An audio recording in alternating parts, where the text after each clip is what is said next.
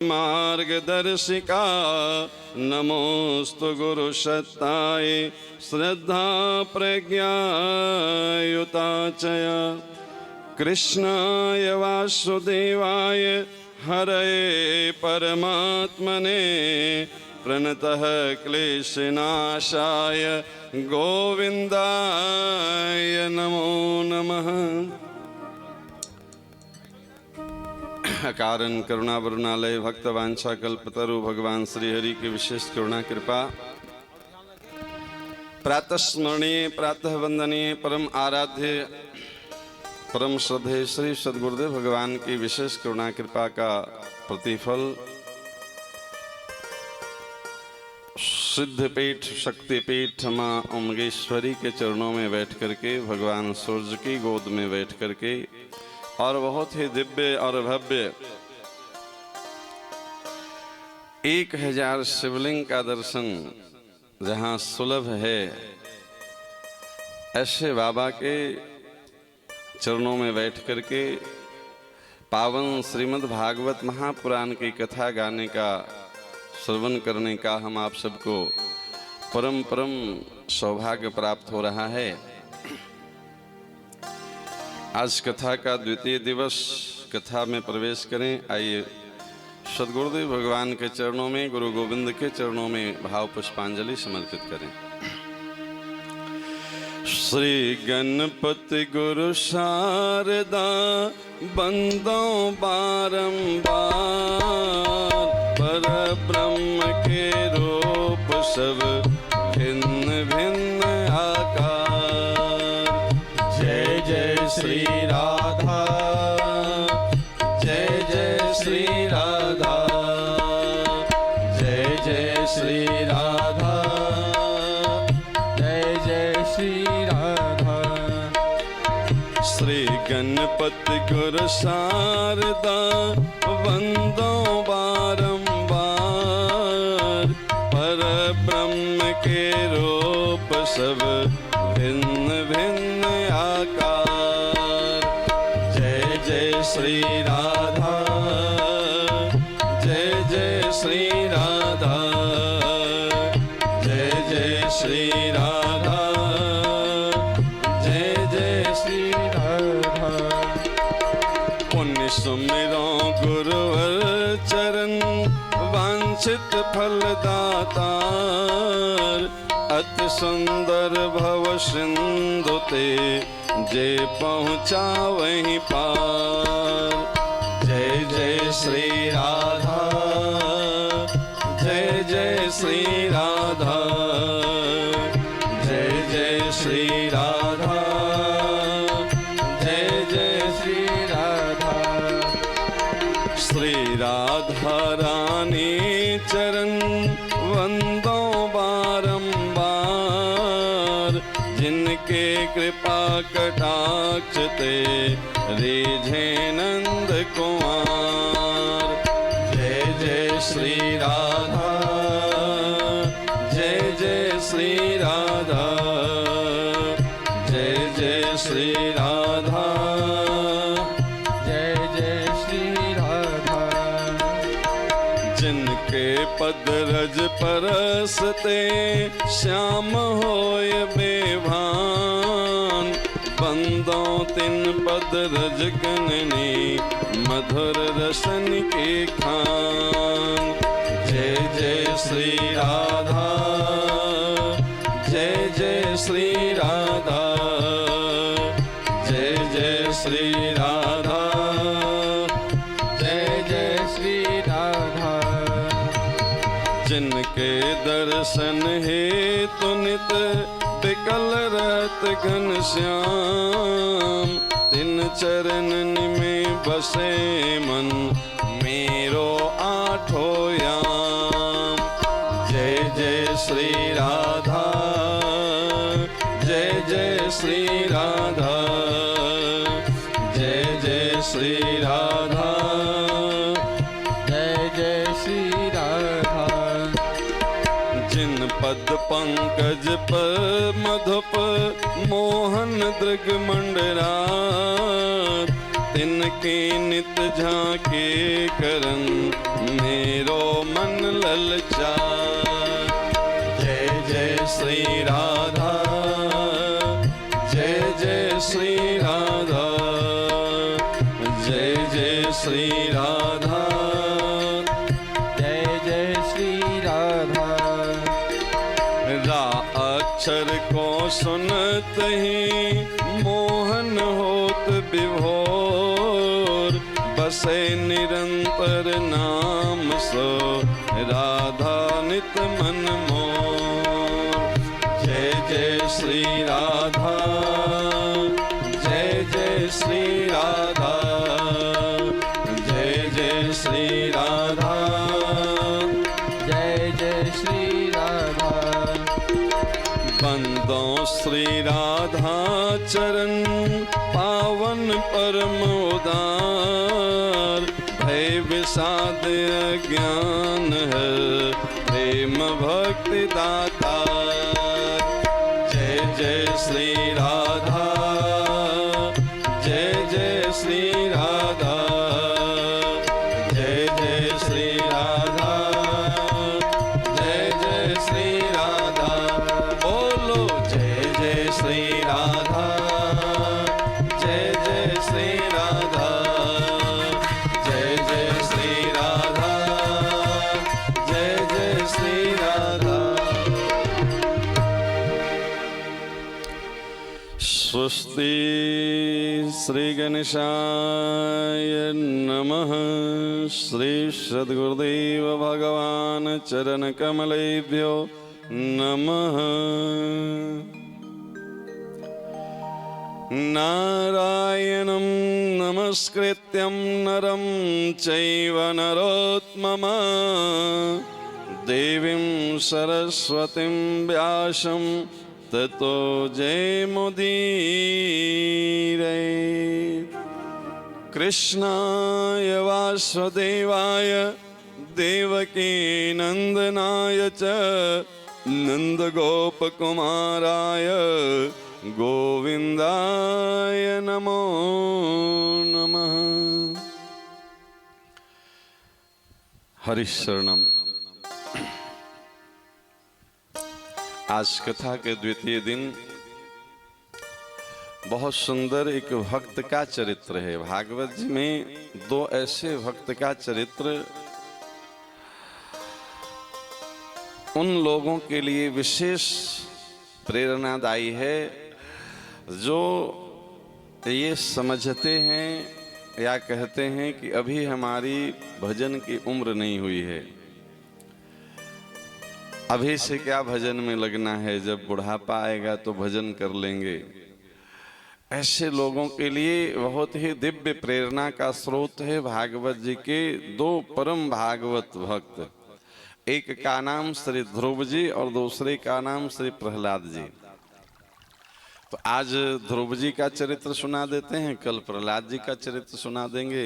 ये दोनों ऐसे भक्त हैं परम परम भागवत,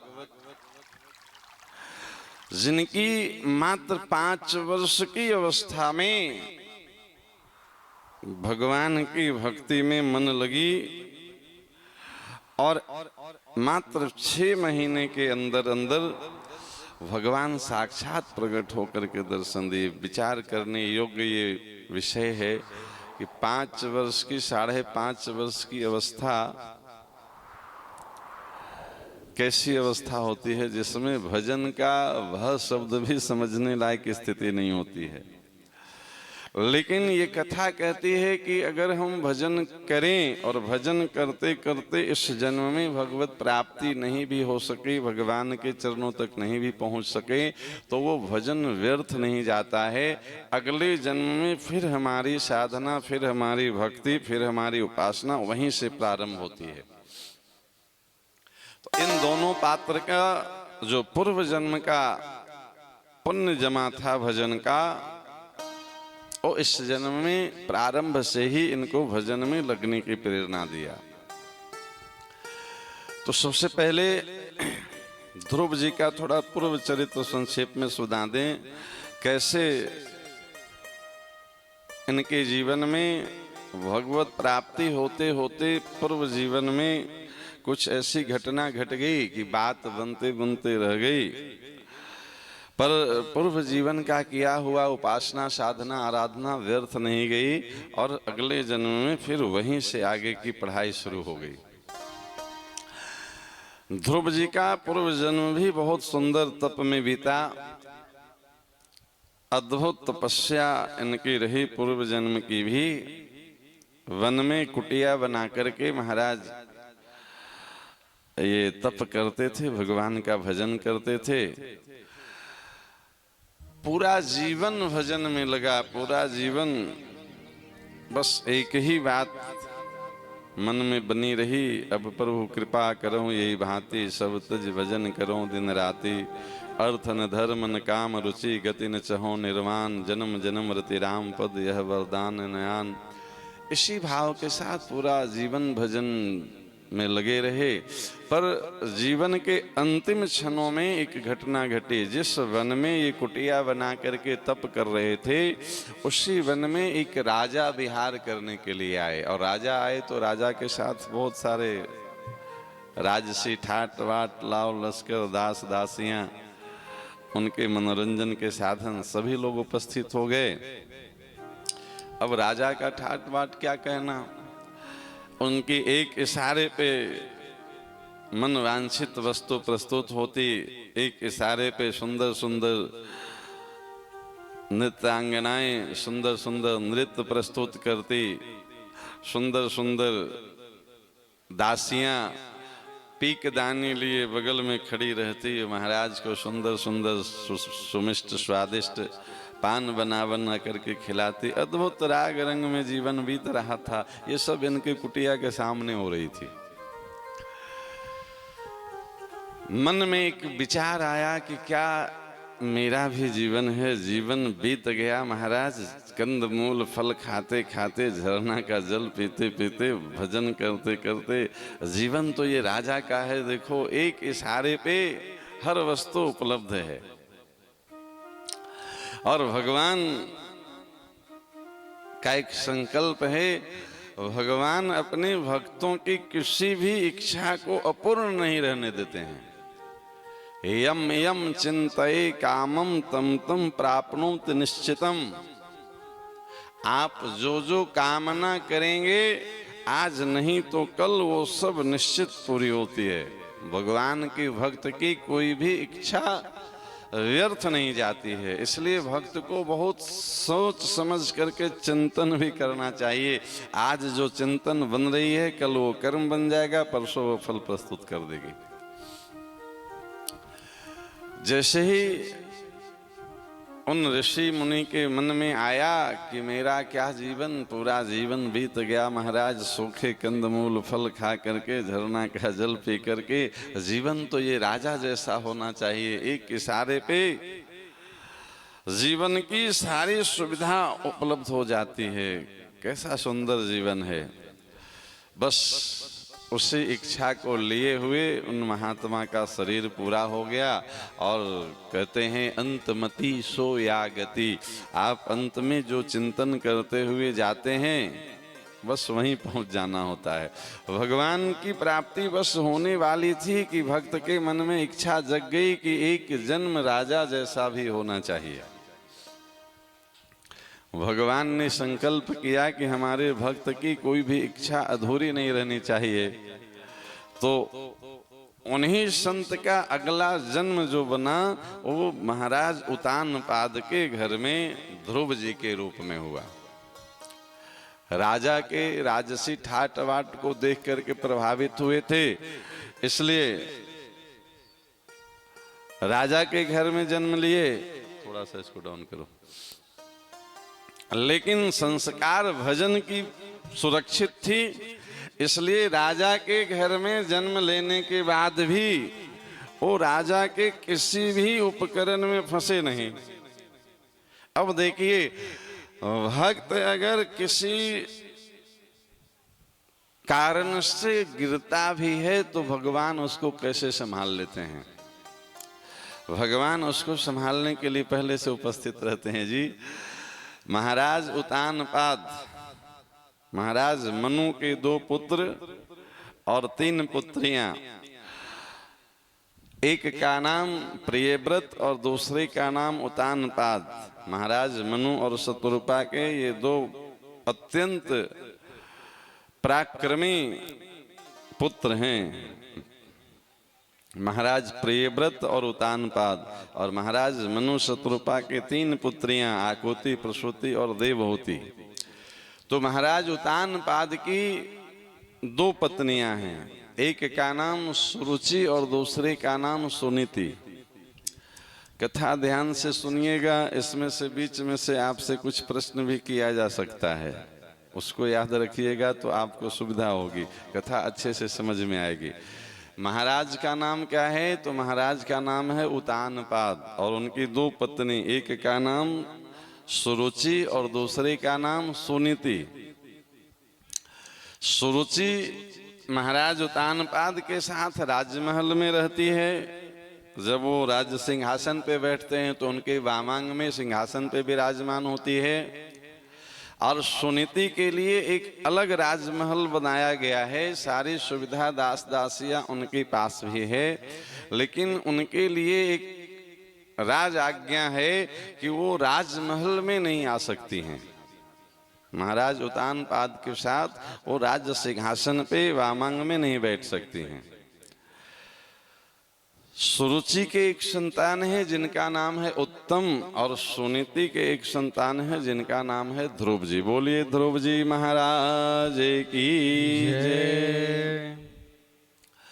तो सुरुचि अपनी पुत्र उत्तम के साथ राजमहल में रहती है और सुनीति अपने पुत्र ध्रुव जी के साथ एक अलग महल में रहती है।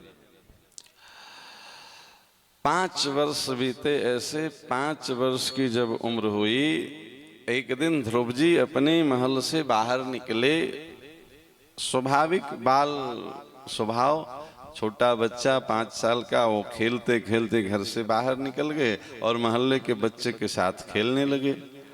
तो मोहल्ले के बच्चे ने जब ये देखा कि ये राजा का लड़का राजकुमार और हम सामान्य बच्चों के साथ खेल रहा है, तो बड़ा आश्चर्य हुआ। आपस में बच्चे बात करने लगे कि अरे भाई, ये तो राजकुमार है, यहाँ के महाराज उतानपाद के पुत्र हैं, ये हम सामान्य बच्चों के साथ क्यों खेल रहा है? इसके लिए तो कोई अलग खेल का मैदान होना चाहिए, इसके लिए तो खेल का अलग कोई टीचर होना चाहिए, राजसी व्यवस्था के साथ इसकी खेल होनी चाहिए। आज पहली बार ध्रुव जी बाहर निकले थे और पहले ही दिन ये सुनने को मिला कि हम कोई सामान्य बच्चे नहीं हैं, हम राजकुमार हैं, यहाँ के राजा के बेटे हैं। इतना सुनते ही ध्रुव जी का मन खेलने में लगा नहीं। वो वापस आ गए, अपनी माता सुनीति से पूछते हैं कि माँ, क्या हम यहाँ के राजकुमार हैं? क्या हम यहाँ के राजा के बेटे हैं? तो सुनीति माँ कहती है कि हाँ बेटा, तुम यहाँ के राजकुमार हो और तुम यहाँ के राजा महाराज उतानपाद के बेटे हो। तो छोटा बच्चा ध्रुव जी आज जिद करने लगते हैं कि माँ, आज हम अपने पिताजी से मिलने जाएंगे। माँ को तो राज आज्ञा थी कि वो राजमहल में जा नहीं सकती थी, तो एक दासी के साथ ध्रुव जी को सुनीति भेजती है महाराज से मिलने के लिए, अपने पिताजी से मिलने के लिए। दासी राज दरबार में जाती है, दरवाजे से इशारा करती है कि बेटा देखो, सामने जो राज सिंहासन पर बैठे हैं ये आपके पिताजी हैं, यही यहाँ के राजा महाराज उतानपाद हैं। इतना सुनते ही ध्रुव जी दौड़ते दौड़ते गए और पिताजी पिताजी पिताजी कहते कहते वो जा करके महाराज उतानपाद के गोद में बैठ गए। बगल में उनकी भी माता, सौतेली माता सुरुचि बैठी थी। जैसे ही देखी कि ये कोई बच्चा मेरी सौत का बच्चा है और वो दौड़ते भागते पिताजी पिताजी कहते आया और अपने पिताजी के गोद में बैठ गया, तो सुरुचि क्या करती है, वो झट से ध्रुव जी का हाथ पकड़ करके महाराज की गोद से उतार देती है और डांटते हुए बोलती है कि खबरदार जो दोबारा महाराज के गोद में बैठे। अगर तुमको महाराज के गोद में बैठना है तो पहले वन में जाओ, भगवान की तपस्या करो, भगवान प्रसन्न हो जाएं तो उनसे ये वर मांगना कि हम अगले जन्म में सुनीति माँ के गर्भ से जन्म लें, तब तुम महाराज के गोद में बैठने के अधिकारी होगे। स्वाभाविक बात है, किसी भी बच्चे को इस तरह की बात कही जाए तो उसको दुख होगा। वो बच्चा वहाँ से भागता हुआ अपनी माँ के पास गया। अपनी माँ सुनीति से पूछते हैं ध्रुव जी की माँ, जब हम पिताजी से मिलने गए तो वहाँ मेरी एक और माँ बैठी थी और वो कहती है कि हम अपने पिता के गोद में बैठने के अधिकारी नहीं हैं। अब विचार करके देखिए, ये घटना सामान्य घटना आज के संदर्भ में घटे तो सुनीति को क्या करना चाहिए था, या आज की सुनीति होती तो वो क्या करती।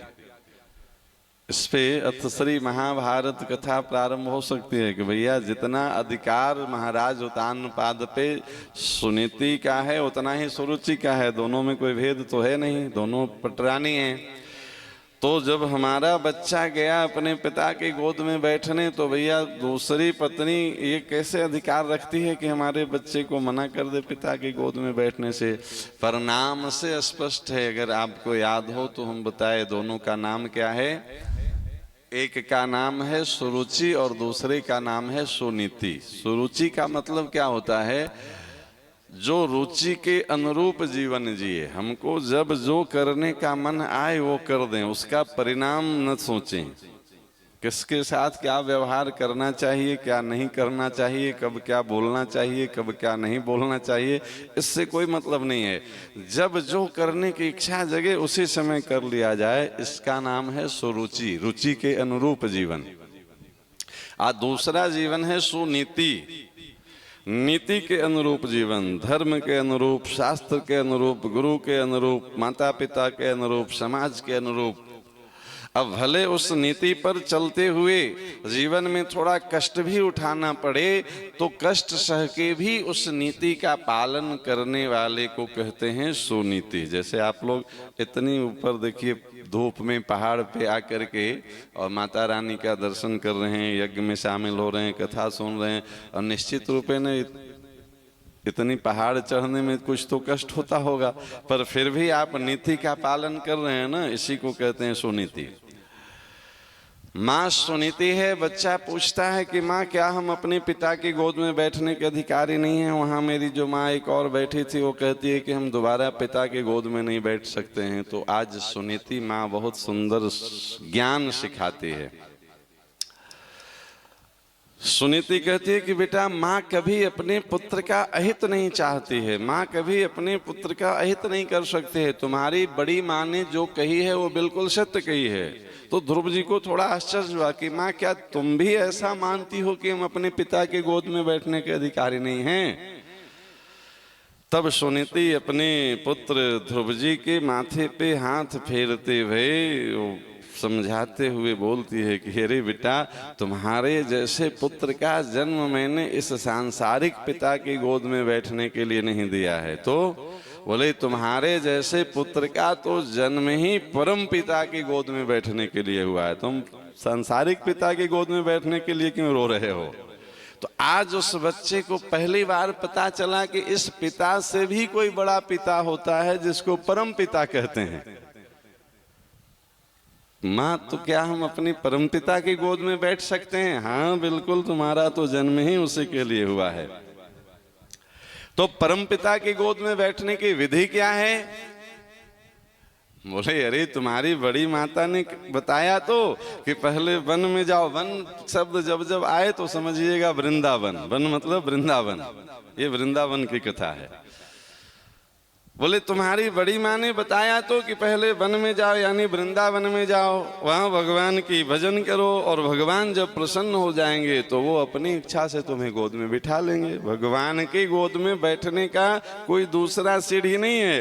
भगवान को प्रसन्न कर लो, भगवान से प्रेम करना शुरू कर दो और भगवान तुम्हारे प्रेम से पसीज करके तुमको अपनी गोद में बिठा लेंगे। अब छोटा सा प्यारा सा नन्हा सा बच्चा 5 साल का उम्र है, और अपनी माँ से इतना सुंदर उपदेश सुनता है, तो ध्रुव जी कहते हैं कि माँ अगर वृंदावन में जाकर के भजन करने से भगवान अपनी गोद में बिठा सकते हैं तो फिर देर क्यों करना है, अभी हम वृंदावन चलेंगे। सुनिए, हेलो, हम जो पद गाएंगे सेम उसी का अंतरा बजाना है आपको। तो 5 साल का बच्चा आज अपनी माता से आशीर्वाद लेकर के वृंदावन की ओर भगवान की गोद में बैठने का संकल्प लेकर के चले हैं। सुनकर माता के वचन अमृत ध्रुव उतर गोद से ठाड़ भया।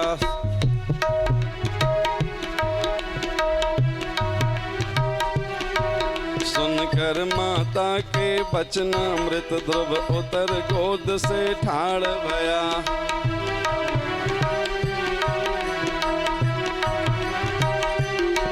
वह गिरा चरण पर माता के बन चलने को तैयार भया।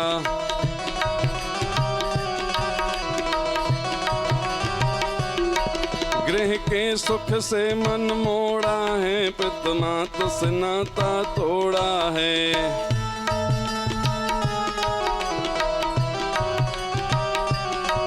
भगवत पद प्रेमन जोड़ा है, नहीं प्रेम हृदय में थोड़ा है।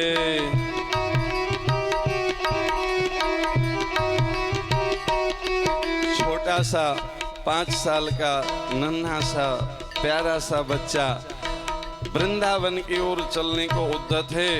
माँ के चरणों में झुक करके सिर रख करके प्रणाम करते हुए ध्रुव जी कहते हैं कि माँ अगर वृंदावन में जा करके भजन करने से भगवान मुझे अपनी गोद में बिठा सकते हैं तो आप मुझे ऐसा आशीर्वाद दें कि हम वृंदावन की ओर प्रस्थान करें और वृंदावन में भजन करके भगवान को प्रसन्न कर सकें, ताकि भगवान की गोद, परम पिता की गोद में हम बैठने के अधिकारी बने। दे माता शुभ आशीष हमें, आज्ञा धर शीश चलूं वन में।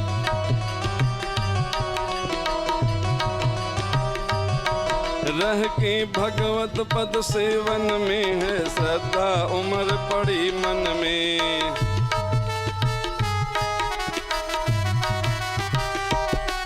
तुमने मुझको शुभ ज्ञान दिया, ओ बड़ी मातु का काम किया।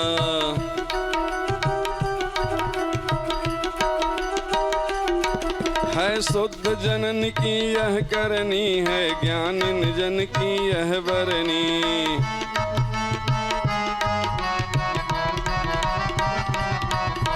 आज अपनी माँ के चरणों में सिर रख करके छोटा सा प्यारा सा नन्हा सा 5 साल का ध्रुव जी आशीर्वाद मांग रहे हैं। पर माँ तो माँ होती है। आज माँ का हृदय द्रवीभूत बन करके अपनी प्रेम की अद्भुत स्नेहमयी दृष्टि ध्रुव जी के सिर पे अपना हाथ फिराते हुए और माँ आशीर्वाद देते हुए अद्भुत शिक्षा भी दे रही है, आशीर्वाद दे रही है और फिर शिक्षा भी दे रही है। ईश्वर जिसको अपनाता है सो तुरंत दीन बन जाता है।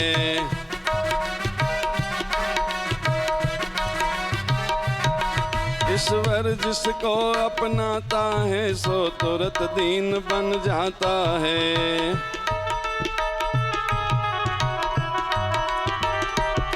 सब संबंधी हट जाते हैं या सबसे वह टल जाता है।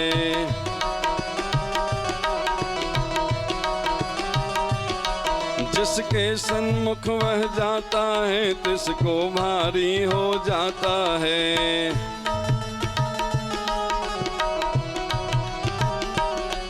जिसको वह जगत भगाता है तिसको भगवत अपनाता है।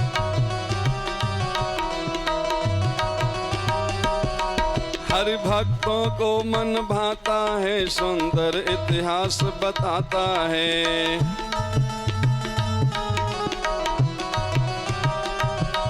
इसको सदग्रंथ बताते हैं, इसको ज्ञानी जन गाते हैं।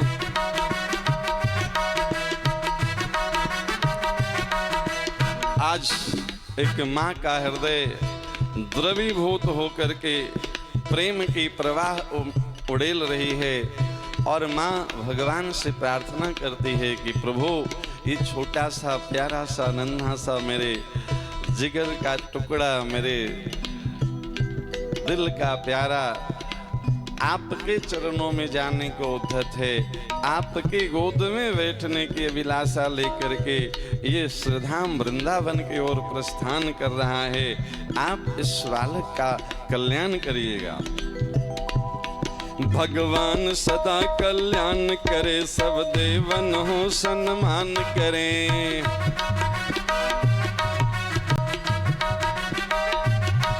भगवान सदा कल्याण करें, सब देवन हो सम्मान करें।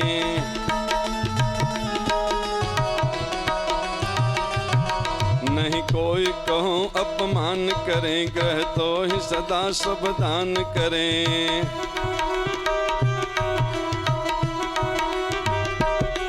हरि हो तप को फल दान करें, बन जंतु मिले वह मान करें।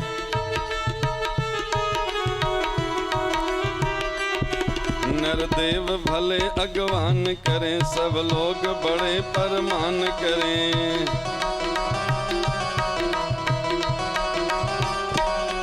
आज माँ का रोम रोम अपने पुत्र को आशीर्वाद प्रदान कर रही है, पर माँ तो माँ है ना। माँ के हृदय में एक छोटा सा सूक्ष्म भाव आता है कि कहीं वृंदावन की कंटकाकीर्ण मार्ग को देख करके, ये पथरीले मार्ग को देख करके ये छोटा सा बच्चा, नन्हा सा प्यारा सा बच्चा, ये कहीं अपना निर्णय न बदल ले और वापस फिर अपने घर की ओर न आ जाए।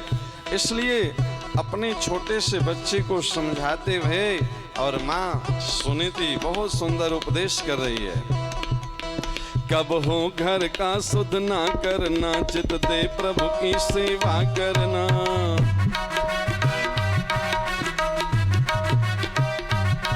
कब हो घर का सुध ना करना, चित दे प्रभु की सेवा करना।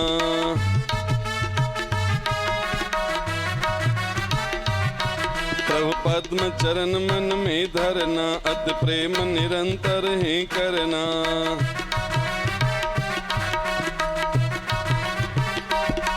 भगवद पद जो अपनाता है, वह जग में पूज्य कहता है।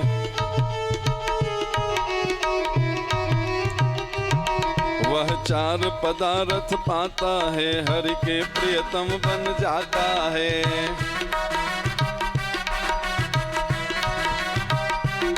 वह तारन तरन कहता है, नर जीवन धन्य बनाता है।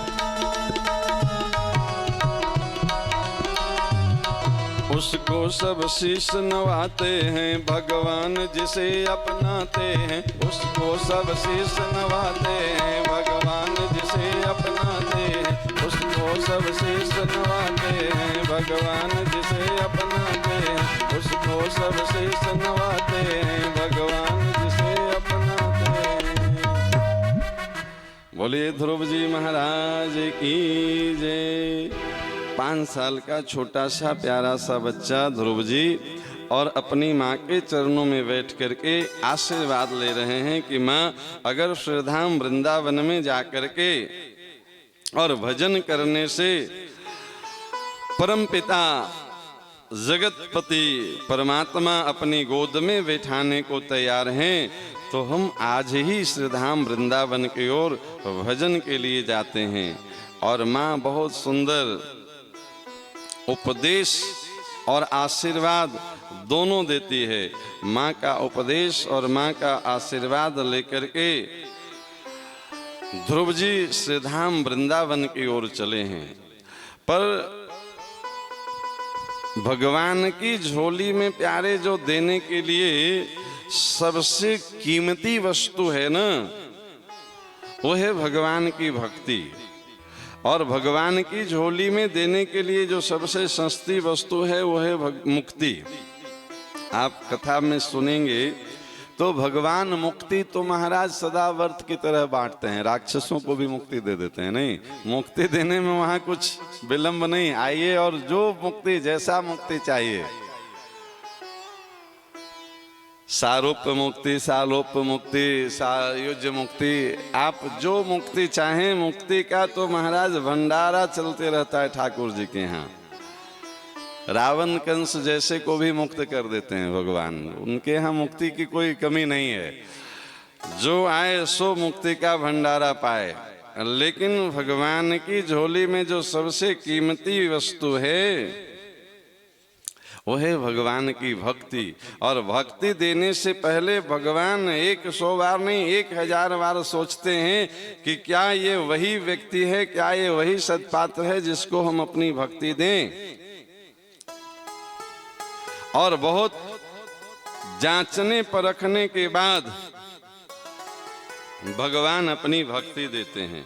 अब आप कहेंगे कि महाराज भक्ति देने में इतनी जांच परख क्यों? तो दोनों में अंतर समझिए। भगवान जिसको अपने इशारे पे नचाना चाहते हैं उसको भगवान संसार की कोई भी वस्तु दे देते हैं, जो मांगो सो मिलेगा। सामान्य से सामान्य वस्तु से लेके मुक्ति तक भगवान किसको देते हैं? जिसको भगवान अपने इशारे पे नचाना चाहते हैं। और भगवान भक्ति किसको देते हैं? भगवान खुद जिसके इशारों पर नाचना चाहते हैं। अहम भक्त्या पराधीना, एक बार भक्ति प्रदान कर दी तो 1000 कथा भरी पड़ी है पुराणों में। अरे महाराज, अर्जुन अगर भगवान का भक्त नहीं होता तो क्या जरूरत पड़ी थी अर्जुन की रथ की जो है सो बागडोर थामने की? अगर थोड़ी देर के लिए कृष्ण को आप भगवान न भी माने तो उस समय वो वर्तमान में द्वारिका के सबसे बड़े राजा थे। नहीं, कोई राजा किसी के यहाँ ड्राइवरी करने जाएगा, आज की बात भी अगर कहें तो वो महाराज एक इशारे करे तो 10-50 ड्राइवर चला जाए। ये तो अखिल विश्व के स्वामी ब्रह्मांड नायक, अरे वो एक इशारे करते भगवान श्री कृष्ण तो ब्रह्मा जी, शंकर जी, विष्णु जी जो है सो दौड़ पड़ते अर्जुन की सेवा में। लेकिन भगवान का संकल्प है,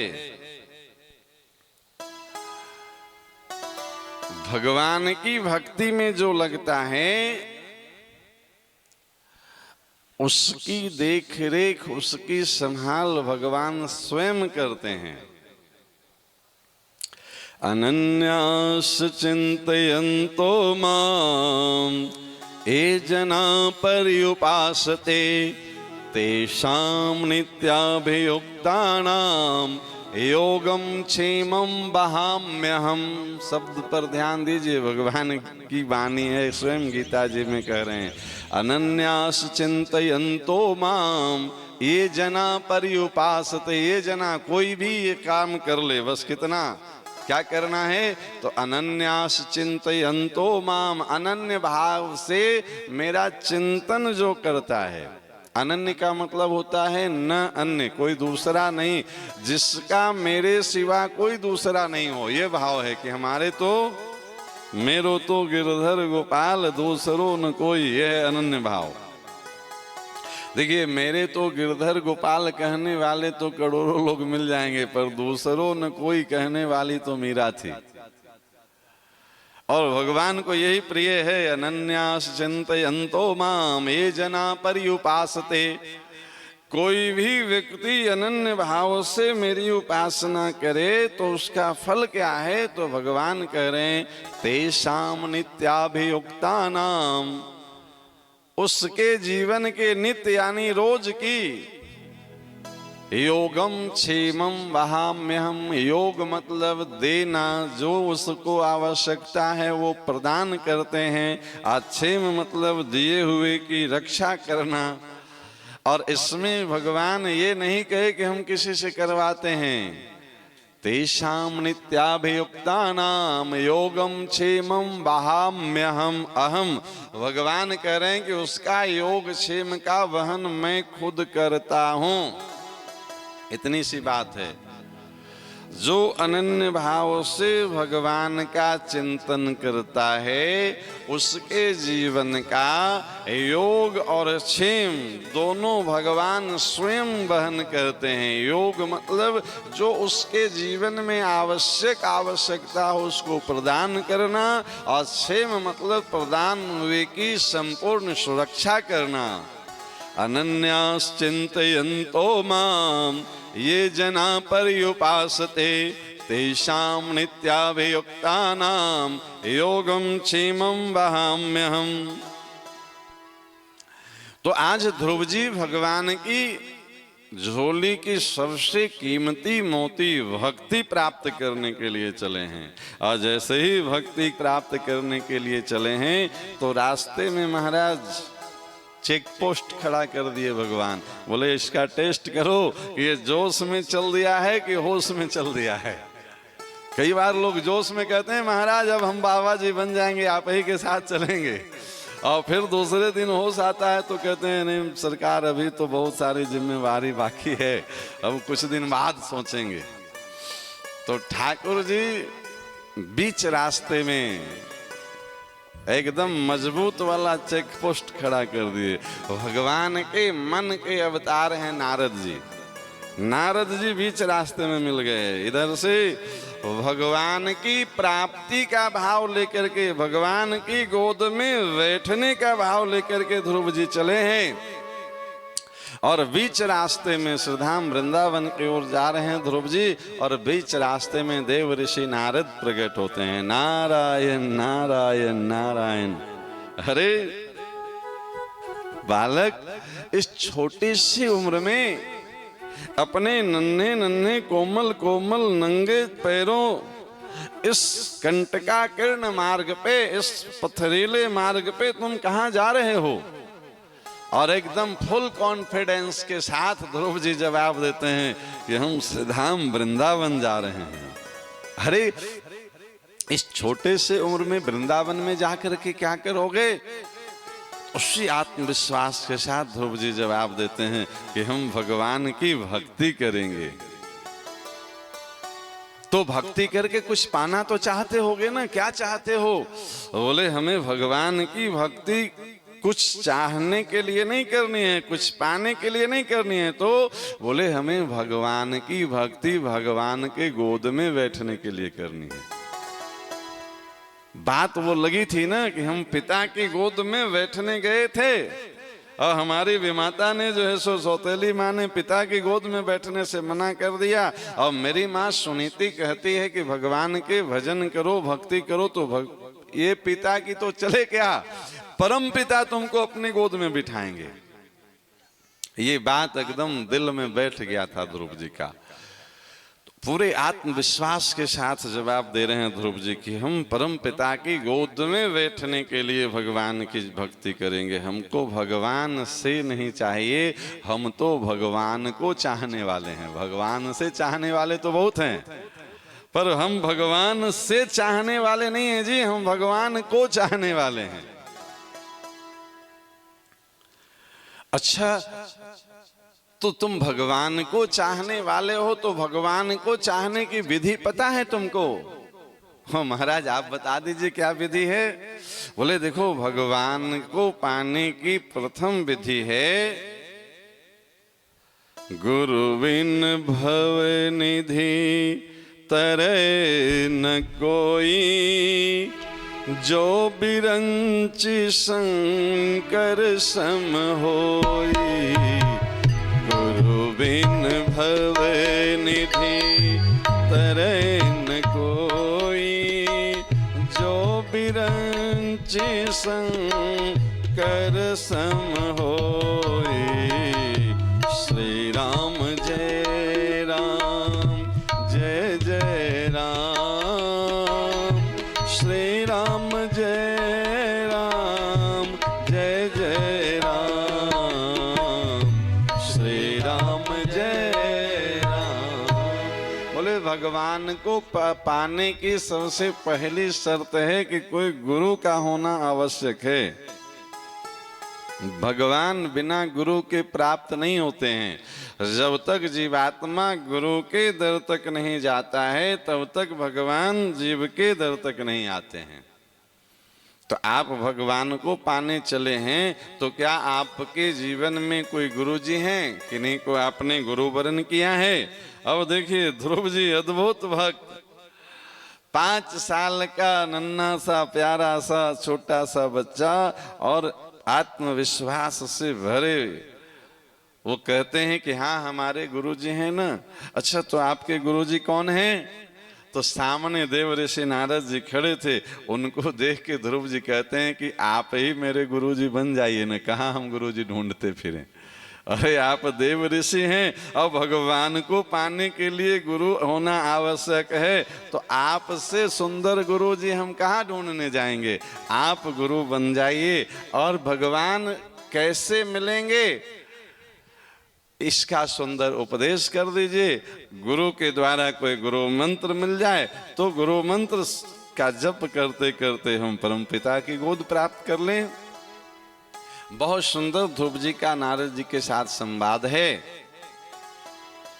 और ध्रुव जी की निष्ठा, ध्रुव जी का आत्मविश्वास देख करके नारद जी समझ गए कि यस ये वो बालक है जो इसी जन्म में इसी शरीर से भगवान श्री बांके बिहारी के चरणारविंद मकरंद की प्राप्ति कर लेगा। देखिए आप निश्चय कर लीजिए तो कुछ भी असंभव नहीं है प्यारे।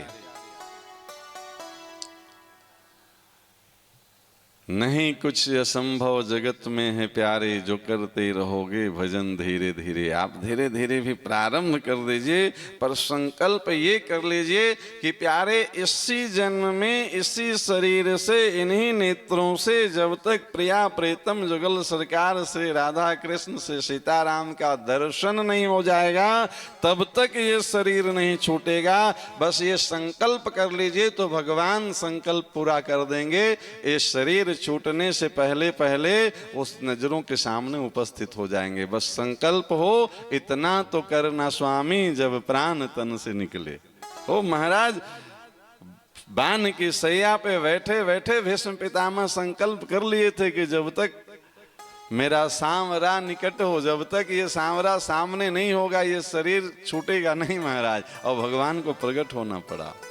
अभी आप सुने ना, भगवान सत्य संकल्प हैं, अपने भक्तों का संकल्प कभी अधूरा रहने नहीं देते हैं। तो नारद जी अपने होनहार होने वाले शिष्य ध्रुव जी का आत्मविश्वास देख करके और बहुत सुंदर भागवत जी का 12 अक्षर मंत्र का उपदेश करते हैं। नारद जी की बहुत सुंदर स्तुति करते हैं ध्रुव जी। उसके बाद वो वन में जाएंगे तपस्या के लिए। तो नारद जी की बहुत सुंदर स्तुति कर रहे हैं ध्रुव जी। तो आइए हम लोग भी थोड़ी देर नारद जी के साथ भगवान नाम कीर्तन कर लें। मन नारायण नारायण गाले, नाम जपने की आदत बना ले। मन नारायण नारायण गाले, नाम जपने की आदत बना ले।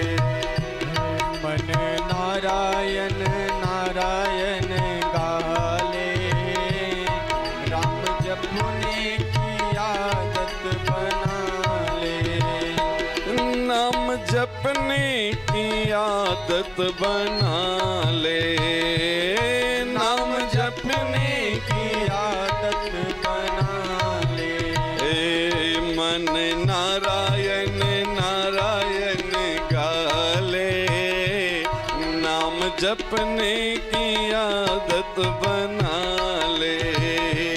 मन नारायण नारायण गाले, नाम जपने की आदत बना ले।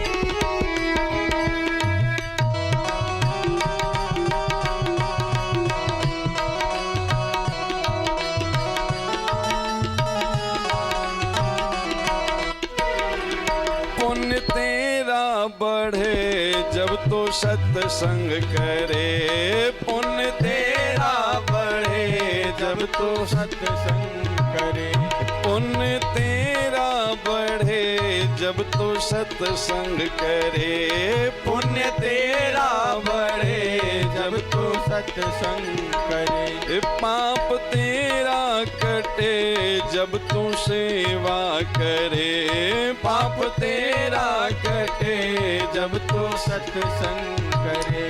इस तरह से हरि को रिझाले, इस तरह से हरि को रिझाले, नाम जपने की आदत बना ले, इस तरह से हरि को रिझाले, नाम जपने की आदत बना ले।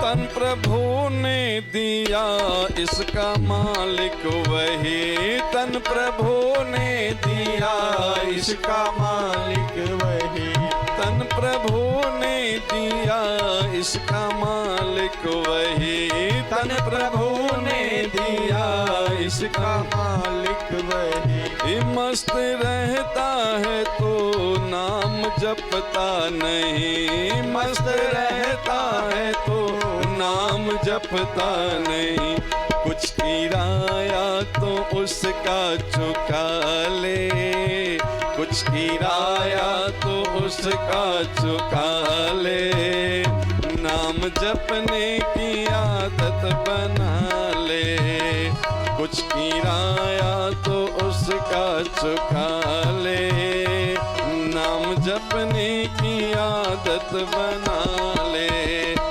मन नारायण नारायण गाले, नाम जपने की आदत बना ले, मन नारायण नारायण गाले, नाम जपने की आदत बना ले। नारायण नारायण गाले,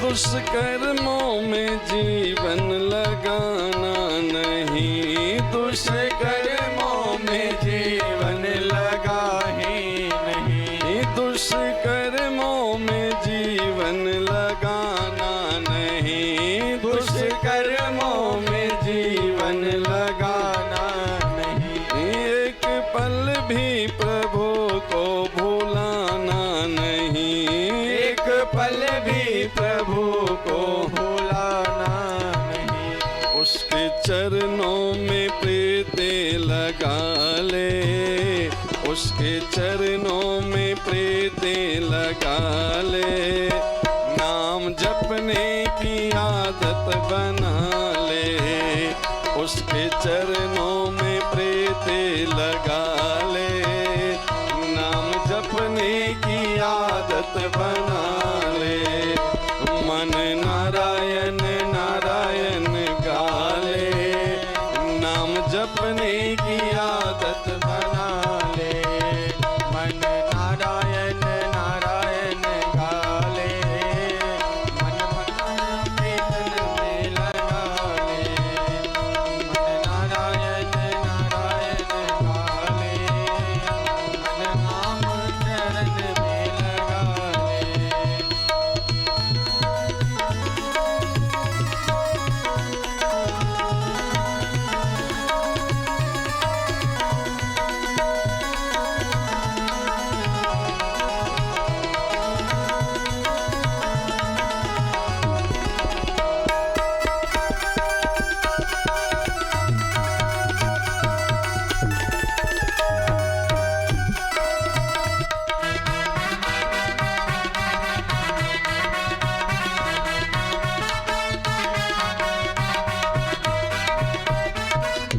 तुमको सम्मान सोहरत प्रभु ने दिया, तुझको सम्मान सोहरत प्रभु ने दिया, तुझको सम्मान सोहरत प्रभु ने दिया, तुझको सम्मान सोहरत प्रभु ने दिया। इसे कर्जा समझिए जो जीवन मिला, इसे कर्जा समझिए जो जीवन मिला, इसका ब्याज समझ कर ही गाले, इसका ब्याज समझ कर ही गाले। नाम जपने की आदत बना ले, इसका ब्याज समझ कर ही गाले, नाम जपने की आदत बना ले। मन नारायण नारायण गाले, नाम जपने की आदत बना ले। मन नारायण नारायण गाले, नाम जपने की आदत बना ले, नाम जपने की आदत बना ले, नाम जपने की आदत बना ले। बोलिए श्रीमन नारायण भगवान की जय।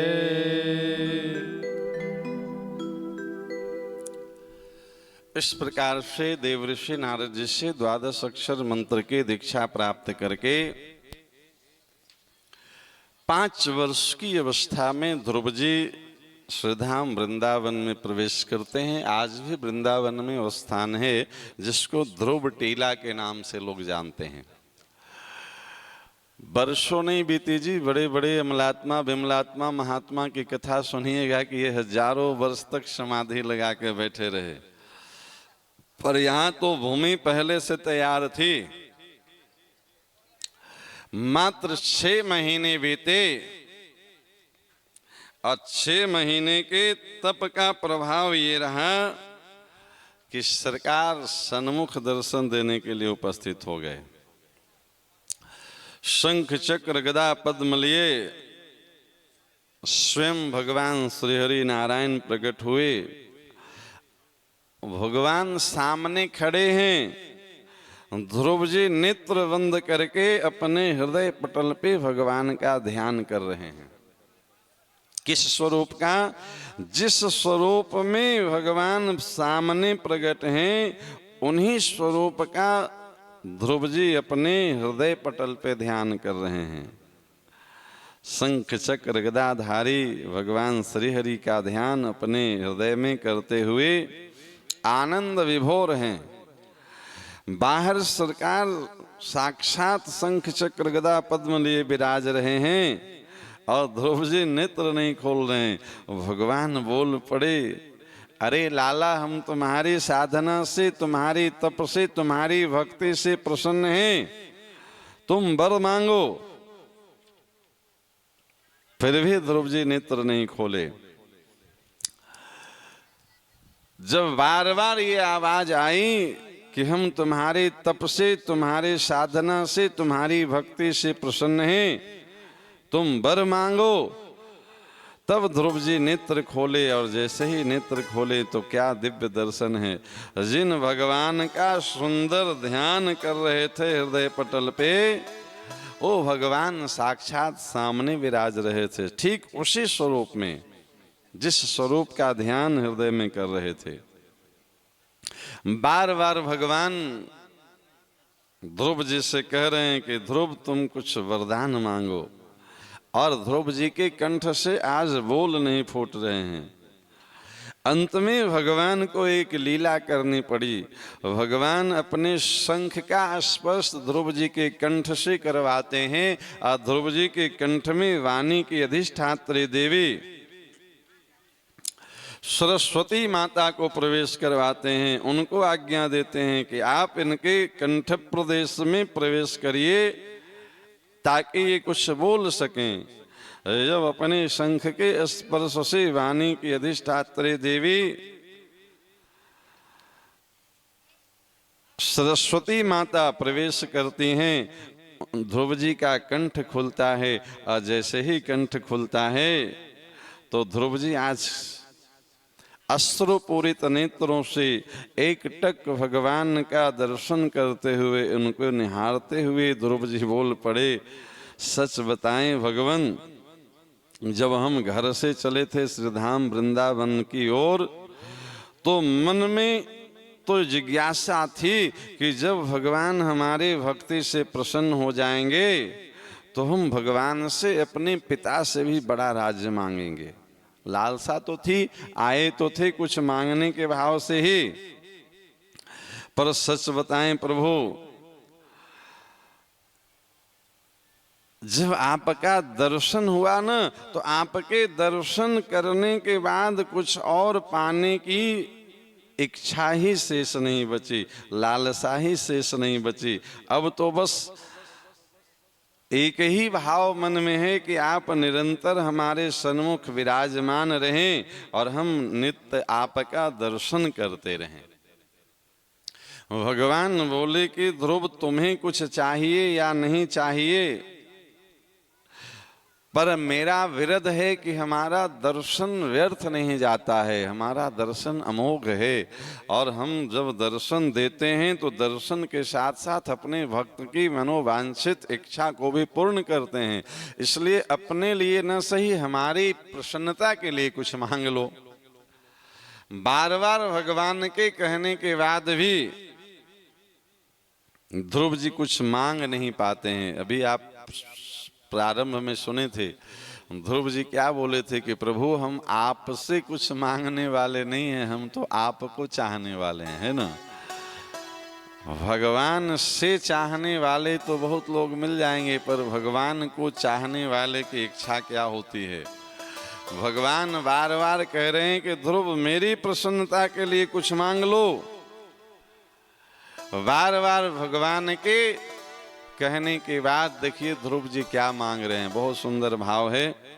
आइए ध्रुव जी के साथ हम भी भगवान के चरणों में अपनी ये सुंदर भाव समर्पित करें। मुझे चरणों से लगा ले मेरे श्याम मुरली वाले। भगवान की ओर निहारते हुए ध्रुव जी एक ही इच्छा प्रस्तुत करते हैं भगवान के चरणों में कि प्रभु, आप अगर हमसे प्रसन्न हैं तो आप अपने चरणों में हमारी प्रीति दृढ़ कर दीजिए। हमारी प्रीति जो है सो निरंतर आपके चरणों में निरंतर बढ़ती रहे, उत्तरोत्तर वर्धमान होती रहे, बस ये कृपा कर दीजिए। यही हमारी आपसे कामना प्रार्थना है। यही प्रार्थना हम सबको करनी चाहिए भगवान से। बोलिए बांके बिहारी लाल की जय। मुझ चरणों से लगा ले मेरे श्याम मुरली वाले। मुझ चरणों से लगा ले मेरे श्याम मुरली वाले। मुझ चरणों से लगा ले मेरे श्याम मुरली वाले। मुझ चरणों से लगा ले मेरे श्याम मुरली वाले। मेरे श्वास श्वास में तेरा है नाम मुरली वाले। मेरे श्वास श्वास में तेरा है नाम मुरली वाले। मुझ चरणों से लगा ले मेरे श्याम मुरली वाले। मुझ चरणों से लगा ले मेरे श्याम मुरली वाले।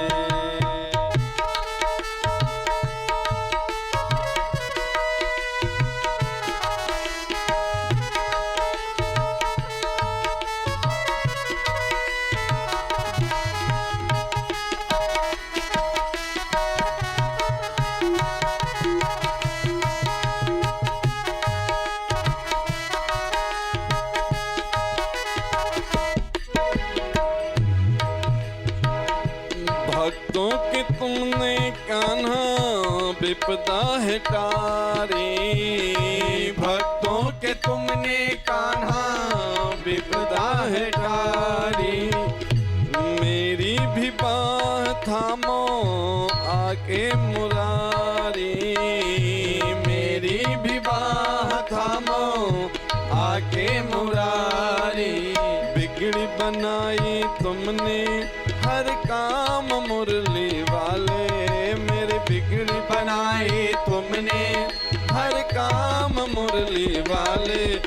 मुझ चरणों से लगा ले मेरे श्याम मुरली वाले, मुझ चरणों से लगा ले मेरे श्याम मुरली वाले। मेरे श्वास श्वास में तेरा है नाम मुरली वाले, मेरे श्वास श्वास में तेरा है नाम मुरली वाले। मुझ चरणों से लगा ले मेरे श्याम मुरली वाले, मुझ चरणों से लगा ले मेरे श्याम मुरली वाले।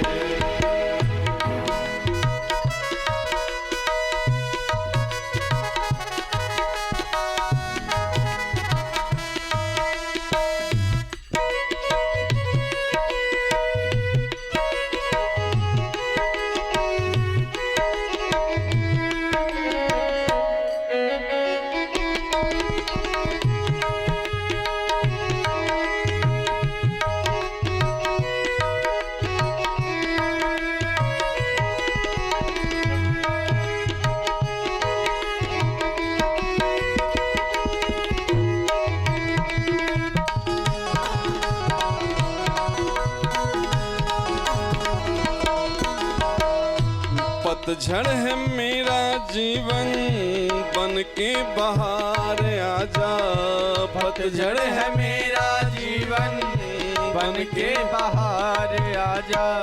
सुन ले पुकार कान्हा बस एक बार आजा, सुन ले पुकार कान्हा बस एक बार आजा। बेचैन मन के तुम ही आराम मुरली वाले, बेचैन मन के तुम ही आराम मुरली वाले। मुझ चरणों से लगा ले मेरे श्याम मुरली वाले, मुझ चरणों से लगा ले मेरे श्याम मुरली वाले। मेरे श्वास श्वास में तेरा है नाम मुरली वाले, मेरे श्वास श्वास में तेरा है नाम मुरली वाले। मुझ चरणों से लगा ले मेरे श्याम मुरली वाले, मुझ चरणों से लगा ले मेरे श्याम मुरली वाले, मुझ चरणों से लगा ले मेरे श्याम मुरली वाले।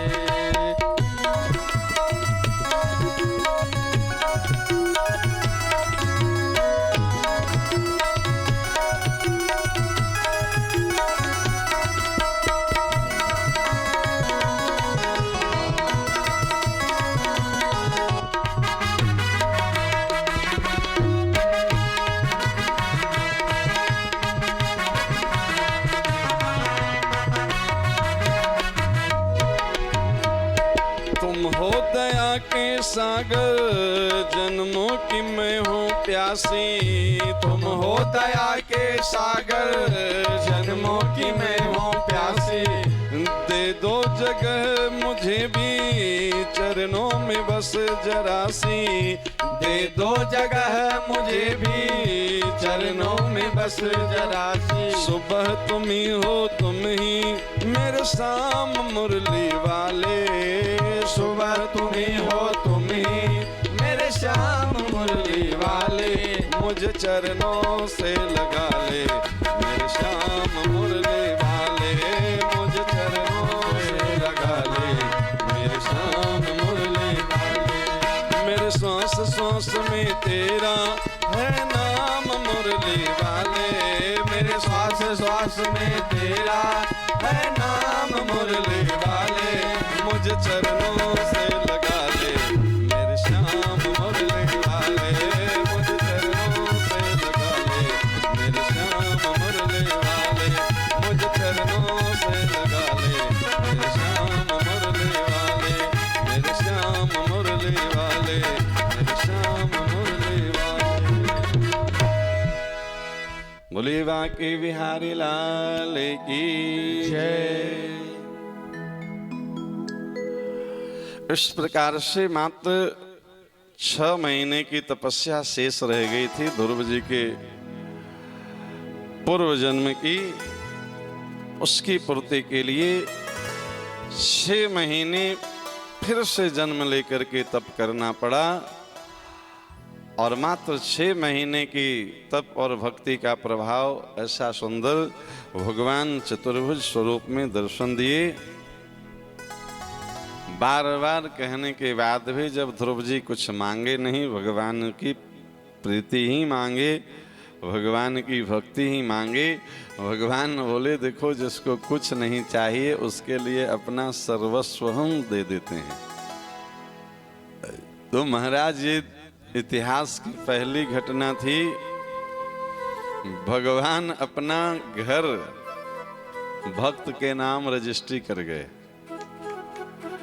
भगवान के लोक को आज तक वैकुंठ के नाम से लोग जानते हैं, क्षीर सागर के नाम से जानते हैं, साकेत के नाम से जानते हैं, गोलोक के नाम से जानते हैं। भगवान बोले आज से हमारे लोक को लोग ध्रुव लोक के नाम से जानेंगे, तुम्हारे नाम से। हो गई न रजिस्ट्री। बोले जो वैकुंठ है वही आज से ध्रुव लोक कहलाएगा। अपने भक्त के नाम पे नामकरण कर दिए अपने लोक का। ध्रुव का मतलब ही होता है सत्य। भगवान का लोक सत्य लोक है। कल ही आप सुने भगवान का स्वरूप कैसा है, तो भागवत जी सबसे पहले बताते हैं सच्चिदानंद रूप आए। भगवान सत्य स्वरूप हैं, ज्ञान स्वरूप हैं, आनंद स्वरूप हैं। तो भगवान का जो सत्य स्वरूप है तो भगवान का सर्वांग सत्य है, तो भगवान की लोक भी सत्य है। सत्य लोक को ही ध्रुव लोक कहते हैं, ध्रुव लोक को ही सत्य लोक कहते हैं। अब इस कथा की थोड़ी सी व्यवहारिक पक्ष समझ लें, फिर कथा पूरी करेंगे आज की। ये तो पौराणिक कथा सुना दी है, जितनी बातें भागवत जी में लिखी पड़ी है। अब आप कहेंगे कि महाराज इतनी कथा तो हम आराम से पढ़ लेते, बाजार में उपलब्ध है भागवत जी, उसी को सुनाने के लिए फिर आपको इतनी सारी व्यवस्था क्यों दी जाती है? ये कथा कभी हुई होगी ये तो निश्चित है, क्योंकि भागवत जी में लिखी है। लेकिन इस कथा को कहने सुनने का व्यवहारिक पक्ष क्या है? आज वर्तमान के जीवन में इस कथा का हम कैसे लाभ ले सकते हैं? हमारे आपके जीवन में इसका किस प्रकार से संतुलन बनाया जा सकता है? तो उसके लिए 10-15 मिनट बड़े सूक्ष्म भाव समझिए इस कथा का। एकदम कथा का जो क्रीम है वो 15 मिनट में प्रस्तुत करेंगे। एक राजा हैं जिनका नाम है महाराज उतानपाद। उनकी 2 पत्नी हैं, एक का नाम सुरुचि और दूसरे का नाम सुनीति। महाराज उतानपाद का मतलब होता है, उतान मतलब ऊपर, पाद मतलब पैर। जिसका पैर ऊपर हो और सिर नीचे हो, ऐसे जन्म लेने वाले जीव की ये कथा है। विचार करके देखिए कि मनुष्य का जन्म कैसे होता है। मनुष्य जब माँ के गर्भ में 9 महीना रह करके आता है, माँ के गर्भ से बाहर, तो इसकी स्थिति कैसी होती है? माँ के गर्भ में जब जीव रहता है तो उसका सर ऊपर होता है कि पैर ऊपर होता है? पैर ऊपर होता है, तभी तो पहले सिर निकलता है ना माँ के गर्भ से। उतानपाद की कथा है जिसका पैर ऊपर हो और सिर नीचे हो। ये हम आप सबकी कथा है, नहीं, सबकी जन्म उसी प्रकार से हुई है। माँ के गर्भ में सबको 9 महीने तक इसी अवस्था में रहनी पड़ती है। आज सबकी 2 पत्नी हैं, सुरुचि और सुनीति। यहाँ पत्नी कोई स्त्री शरीर का वाचक नहीं है। हमारी 2 प्रकार की मति होती है, एक को कहते हैं सुरुचि और दूसरे को कहते हैं सुनीति। रुचि मतलब अपने मन के अनुरूप व्यवहार करना, मन के अनुरूप जीवन जीना, इसको कहते हैं रुचि पूर्वक। जैसे किसी को डायबिटीज है बहुत हाई लेवल पे, और उसकी रुचि है मीठा खाने में, रसगुल्ला बहुत अच्छा लगता है, वो महाराज इंसुलिन भी ले लेगा और रसगुल्ला भी खा लेगा। ये जीवन क्या है? रुचि वाला जीवन है ना। जो होगा सो देखा जाएगा। दुर्योधन को जब समझाने गए भगवान कृष्ण हस्तिनापुर में, तो दुर्योधन कहता है कि जानामि धर्मम न च मे प्रवृत्ति। कृष्ण ऐसा नहीं है कि धर्म को हम जानते नहीं हैं, हम धर्म को जानते हैं पर हमारी प्रवृत्ति नहीं है धर्म में। जानामि पापम न च मे निवृत्ति, ये पांडवों का हक है और इसको जुए में छल से जीता गया है, ये पाप है, हम यह भी जानते हैं पर हम इसको छोड़ नहीं सकते हैं, ये हमारी आदत बन गई है। जानामि धर्मम न च मे प्रवृत्ति, धर्म को जानते हुए भी उसमें हमारी प्रवृत्ति नहीं है, रुचि नहीं है। अधर्म को, पाप को जानते हुए भी वो हमसे छूटता नहीं है। यही बात रावण के जीवन में भी है। शूर्पणखा के प्रसंग में जब वो शूर्पणखा के कान काटते हैं लक्ष्मण भैया, और अपने पूरे सैनिकों के साथ खरदूषण मारा जाता है, तो नाक कान कटी है, अभी अभी गर्म गर्म लहू टपक रहा है नाक कान से, और रावण के दरबार में हाजिर होता है शूर्पणखा। अरे रावण, तुम्हारी बहन की नहीं, तुम्हारी नाक कट गई, तुम्हारे रहते कोई तुम्हारी बहन की नाक कान काट दे तो ये तो तुम्हारे लिए भी कोई शोभा की बात नहीं है। तो रावण डांटते हुए कहता है कि अरे मूर्खा, तुम यहाँ क्यों आई? वहीं जहाँ नाक कान कटी थी वहीं तुम्हारे दो भाई खरदूषण, और वो उनकी बल की बात बताता है रावण। खरदूषण मौसम बलवंता, बोले खरदूषण सामान्य नहीं, हमारे जैसे बलवान, मतलब जितना हम में बल उतना खर में, उतना ही दूषण में, मतलब दो रावण के जैसे बलवान वही तुम्हारे भाई थे, तो तुम वहां नहीं गई? शूर्पणखा बोली पहले वहीं गए थे, तो उसने तुम्हारी रक्षा नहीं की।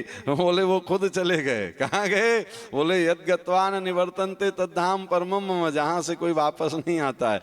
खरदूषण अकेले नहीं, पूरे समेत सेना के वो मारा गया, तब तुम्हारे पास आए हैं। अब विचार करिए, रावण कहता है खरदूषण मौसम बलवंता, इन्हें कहते बिना भगवंता। अरे खरदूषण हमारे जैसे बलवान थे, इनको मारने वाला भगवान के सिवा कोई दूसरा नहीं हो सकता। इन्हें कहते बिना भगवंता, बिना भगवान के कोई मार नहीं सकता है। तो रावण समझ गया कि इसका मतलब राम के रूप में भगवान का अवतार हो गया है। और थोड़ी देर के लिए उसको लगा कि जब भगवान आ ही गए हैं तो क्या ये सब प्रपंच में पढ़ना है, चलो माला झोली लेकर के सीताराम सीताराम करें। और माला झोली लेकर के बैठा, लिखा पढ़ी में है मानस जी में, रावण महाराज माला झोली लेकर के बैठा सीताराम सीताराम करने। अभी एक माला भी जैसे तैसे हुआ नहीं कि वो माला झोली खूंटी पर टांग दिया। आगे पढ़िएगा चौपाई। रावण कहता है हो यही भजन न तामस देहा, बोले ये तामसी शरीर से भजन नहीं हो रहा है, नहीं भजन नहीं हो रहा है, इसका मतलब भजन करने का वो प्रयास किया, भजन नहीं हुआ। हो यही भजन न तामस देहा, बोले इस शरीर से भजन नहीं होगा। क्यों? क्योंकि ये शरीर तामसी भोजन खा खा करके पला हुआ है। अब तामसी भोजन क्या क्या है वो सब लिखा हुआ है, सुंदरकांड में पढ़िएगा। जब हनुमान जी जा रहे हैं तो उसमें कहे महिष मानुष धेनु खर यज खल निशाचर भक्षहि, ये सब तामसी आहार। रावण खुद कहता है कि हम धर्म को जानते हैं, भगवान आ गए यह भी जानते हैं, खरदूषण को भगवान के सिवा कोई मार नहीं सकता है, लेकिन हम क्या करें, हमसे भजन हो नहीं रहा है। बताइए, इस जीवन को ही कहते हैं सुरुचि, रुचि वाला जीवन। भैया जो होगा सो होगा। रावण को भी पता है कि अब कुल सहित नष्ट होना है, तो जो होना है सो हो, पर हम अपनी आदत नहीं छोड़ेंगे, अपनी गंदी आदत सुधारेंगे नहीं, अपनी बुरी हरकतों को बंद नहीं करेंगे। ऐसा जानबूझ करके जो जीवन जी रहा है, उसी का जीवन का नाम है सुरुचि। इसका संतान है उत्तम। सुरुचि के पुत्र का नाम है उत्तम। उत्तम के दो अर्थ हैं। सामान्य अर्थ लेंगे तो उत्तम का मतलब तो लोग अच्छा मानते ही हैं, नहीं ये बहुत उत्तम है। लेकिन अब संस्कृत की व्युत्पत्ति अगर उसमें देखा जाए तो उत्त में तम प्रत्यय लगा हुआ है। उत्त मतलब सबसे श्रेष्ठ, और तम का एक अर्थ होता है अंधकार। नहीं, उत्तम का यहाँ दूसरा अर्थ ये बताया जा रहा है कि रुचि पूर्वक जीवन जिया जाए, उसका परिणाम वर्तमान में तो उत्तम यानी अच्छा दिख रहा है, पर उसका परिणाम अंधकार में होने वाला है। बात समझ में आई ना? अब जैसे डायबिटीज है और रोज रसगुल्ला कोई खाए तो परिणाम सामने तो अच्छा टेस्ट मिल रहा है, परिणाम अंधकार में होगा ना। वर्तमान के अनुसार आप सुविधा के अनुसार, रुचि के अनुसार जीवन जीते हैं नीति को छोड़ करके, तो वर्तमान आपको देखने में अच्छा लग सकता है, पर इसका परिणाम जब आएगा तो अंधकार में होगा। उत्तमे तम प्रत्यय लगा हुआ है, तम का मतलब अंधकार। अब दूसरी ओर देखिए, दूसरी पत्नी कौन है उतानपाद की? दूसरी बुद्धि, एक बुद्धि तो रुचि वाली और दूसरी बुद्धि नीति वाली, इसका नाम है सुनीति। और नीति का संतान ध्रुव, नीति पे चलते हुए, धर्म पे चलते हुए, गुरु की आज्ञा में चलते हुए, शास्त्र की आज्ञा में चलते हुए, माता पिता की सेवा करते हुए, अगर आप नीति पे चलते हुए कष्ट भी पाते हैं जीवन में, तो वर्तमान का जीवन कष्टपूर्ण लगेगा, लेकिन वर्तमान का जीवन कष्टपूर्ण होते हुए उसका परिणाम ध्रुव यानी सत्य यानी परमात्मा की प्राप्ति होगी। उदाहरण एक नहीं 1000 उदाहरण बता सकते हैं आपको। भगवान राम 14 वर्ष तक वनवास में रहे। क्यों रहे? अरे महाराज दशरथ ने अपनी पत्नी कैकेयी को वचन दिया था, नहीं? तो विचार करके देखिए, राम जी के जगह पे हमारे जैसा बेटा होता तो तुरंत सुप्रीम कोर्ट में जाके मुकदमा करता पिताजी पर कि भैया वचन आप दिए हैं, हम क्यों वन में जाएं, मेरा हिस्सा बांट के अलग दीजिए, नहीं? और आज का सुप्रीम कोर्ट भी हिस्सा दिलवा देता कि नहीं दिलवा देता कि भैया ये बालिग है, उम्र हो गया है इसका, 18 साल बाद जो है सो तो उसका अधिकार है कि नहीं है। चलिए राम जी का तो फिर भी थोड़ा इमोशनल फीलिंग होगा पिताजी से। दूसरी पात्र को देख लीजिए, सीता जी।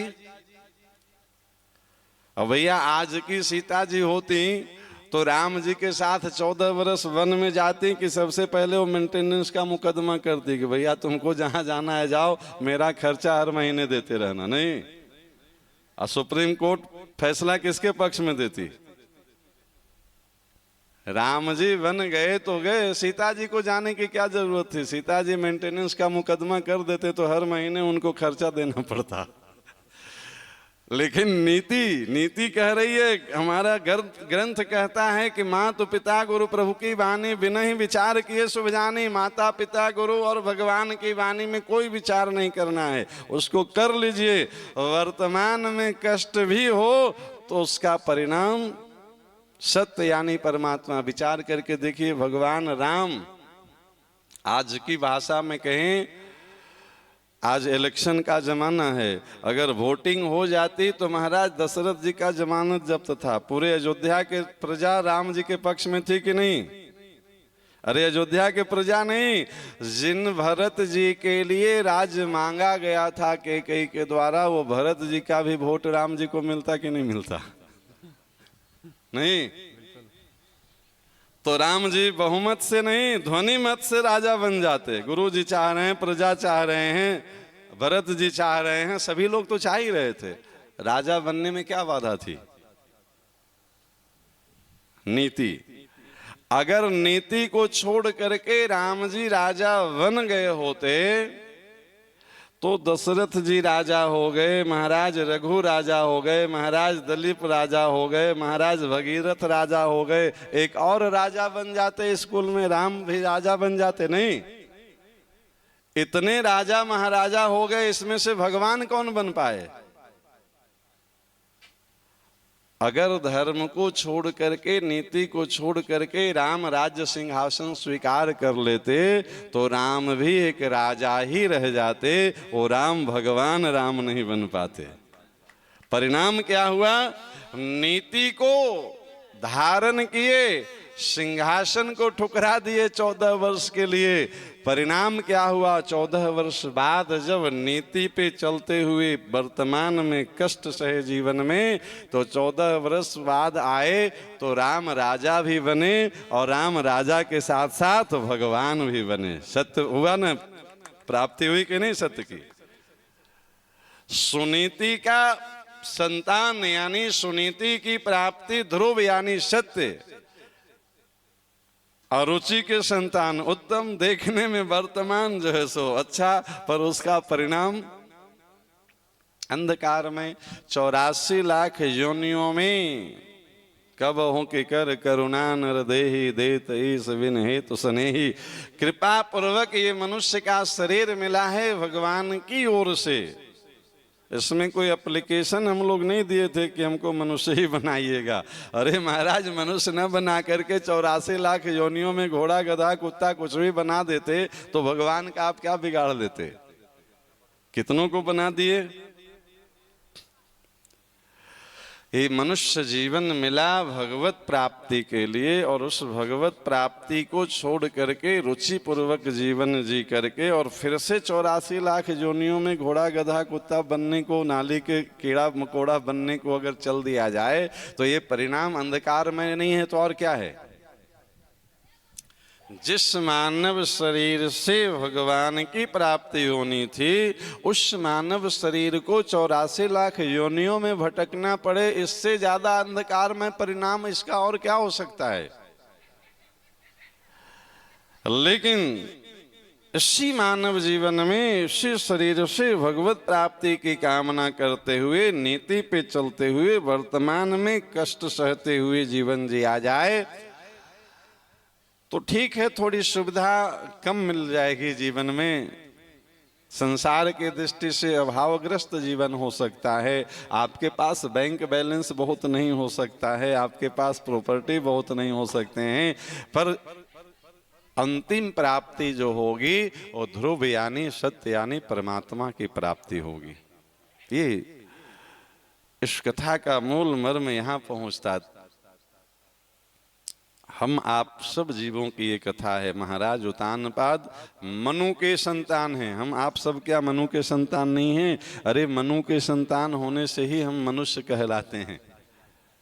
हर मनुष्य की ये कथा है और हर मनुष्य उतानपाद है, क्योंकि माँ के गर्भ में 9 महीने तक उसी प्रकार से उतान यानी ऊपर, पाद यानी पैर, पैर ऊपर और सिर नीचे करके रहना पड़ता है। भगवान की कृपा से ये मानव शरीर मिला है भगवत प्राप्ति के लिए। इसको भजन में लगा करके, भक्ति में लगा करके, नीति पे चलते हुए, गुरु आज्ञा का पालन करते हुए, माता पिता की सेवा करते हुए, गौ ब्राह्मण की सेवा करते हुए अगर इससे भगवत प्राप्ति नहीं की जाए, यही इस मानव जीवन का अंधकार में परिणाम है। देखने में तो लगता है कि भैया खाओ पियो मौज करो, क्या लगा है दुनिया में, कौन क्या लेकर के आया है। अरे सब कुछ लेके आया है और सब कुछ लेके जाना है। अपने कर्म की पोटली साथ लाते हैं और कर्म की पोटली ही साथ ले जाना है। और बाकी संसार की जो भी वस्तु का संग्रह किया जाए वो यहीं से लेना है और यहीं छोड़ के चले जाना है। ये ध्रुव की कथा हमें बताती है कि भगवत प्राप्ति के लिए कोई उम्र नहीं होता है। जो लोग कहते हैं महाराज अभी इस उम्र में क्या भजन करना है, जब जागो तभी सवेरा। अपने बच्चों को आप सांसारिक प्रॉपर्टी छोड़ के जाएं न जाएं, जाएं तो अच्छा है, न जाएं तो ज्यादा अच्छा है। उसके लिए बैंक बैलेंस करके जाएं तो अच्छा है, न जाएं तो और अच्छा है। क्यों? जितना ज्यादा संपत्ति छोड़ के जाएंगे उसका जीवन उतने ज्यादा बिगड़ने का चांस ज्यादा रहेगा। इसी में कल ही आप कथा सुने ना, आत्मदेव ब्राह्मण के घर में क्या कमी थी, पर एक धुंधकारी प्रकट हो गया, महाराज सब चौका लगा के चला गया। खुद भी अपने प्रेत बन करके भटक रहा था। पिता की सारी प्रॉपर्टी तो बेच खाया, जुआ में सब नष्ट कर गया, अपनी दुर्गति और करवाया कि वो प्रेत बन के भटक रहा था। उसी घर में प्रॉपर्टी मिली कि नहीं मिली ये तो नहीं लिखी है, पर पिता के उत्तम संस्कार मिला, भगवान की भक्ति में लगे, तो उसी धुंधकारी का भाई गोकर्ण जी अपना कल्याण भी कर लिए और प्रेत बनने के बाद धुंधकारी का भी कल्याण कर दिए। नहीं जी, अपने बच्चों के लिए प्रॉपर्टी छोड़ के जाएं, अच्छा है, हम मना नहीं कर रहे हैं। आप उसके लिए बढ़िया लग्जरी गाड़ी खरीद करके जाएं, वह भी अच्छा है, न खरीद के जाएं तो और अच्छा है। कुछ दें न दें, अपने बच्चों को भगवान की भक्ति का संस्कार जरूर दें। ये प्रॉपर्टी अगर उसके जीवन में आ गई तो उसके जीवन में कोई कमी नहीं रहेगी, वो अपना कल्याण तो कर ही लेगा, जो उसके संपर्क में आएगा उसका भी कल्याण वो कर देगा। महाराज आज ध्रुव जी की कथा सुन सुन करके कितने महात्मा लंगोटी लगा करके बैठ गए भजन में। नहीं, ध्रुव जी का कल्याण तो हो ही गया, ध्रुव जी की कथा सुन सुन करके कितने महात्मा संकल्प लेके बैठे हैं कि हमको इसी जन्म में इसी शरीर से इन्हीं नेत्रों से श्री सीताराम जी का, श्री राधे श्याम जी का दर्शन करते हुए शरीर का विसर्जन करना। जब तक दर्शन न हो जाए तब तक शरीर ही नहीं छूटे। और संकल्प आप कर लीजिए तो भगवान पूरा कर देंगे। भगवान तो है ही सत संकल्प, कोई कमी तो है नहीं भगवान के संकल्प में। बस अपनी संकल्प, हम लोग संसार की सारी चीजों को इकट्ठा करने का संकल्प करते हैं, भगवत प्राप्ति का ही संकल्प में हम लोग चूक जाते हैं। इस बात को समझाने के लिए, इस बात को सिखाने के लिए ये ध्रुव जी की पावन कथा है। अगर इतनी सी बात समझ में आ जाए जीवन में तो कथा सुनना, कथा सुनाना दोनों सार्थक है। और कथा कभी भी मनोरंजन का विषय नहीं होती है, कथा मनोमंजन का विषय है। तो आइए ध्रुव जी के साथ भक्ति की शुरुआत करें। 2 मिनट गोविंद नाम गाएं, इसके बाद कोई एक देवी जी का गीत सुना दीजिए जो आपको अच्छा लगे। भगवती के स्थान में बैठे हैं, उसके बाद कथा के आगे करेंगे। गोविंद बोलो हरि गोपाल बोलो, गोविंद बोलो हरि गोपाल बोलो, ओ गोविंद बोलो हरि गोपाल बोलो, गोविंद बोलो हरि गोपाल बोलो, गोविंद बोलो हरि गोपाल बोलो, गोविंद बोलो हरि गोपाल बोलो, राधा रमन हरि गोविंद बोलो, राधा रमन हरि गोविंद बोलो, गोविंद बोलो हरि गोपाल बोलो, गोविंद बोलो हरि गोपाल बोलो, राधा रमन हरि गोविंद बोलो, राधा रमन हरि गोविंद बोलो।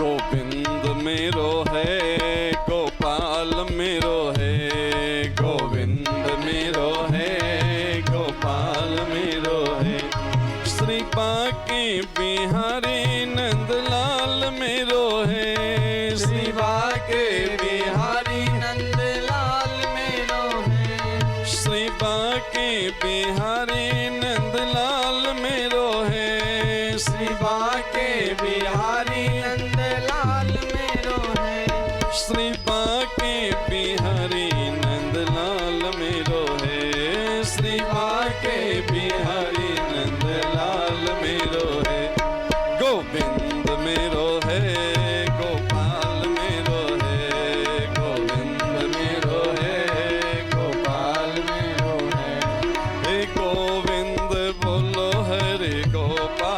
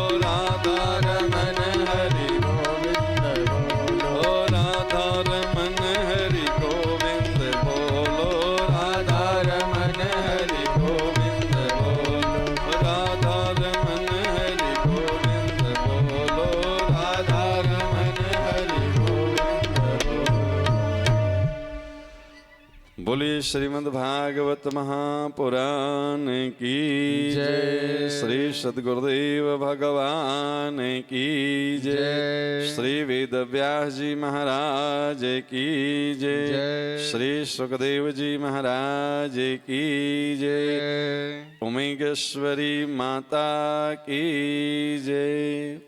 आइए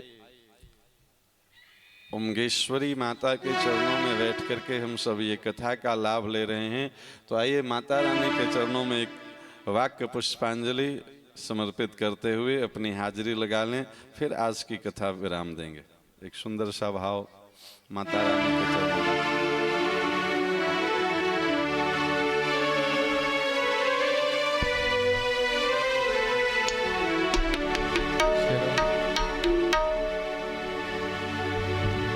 हो बिगड़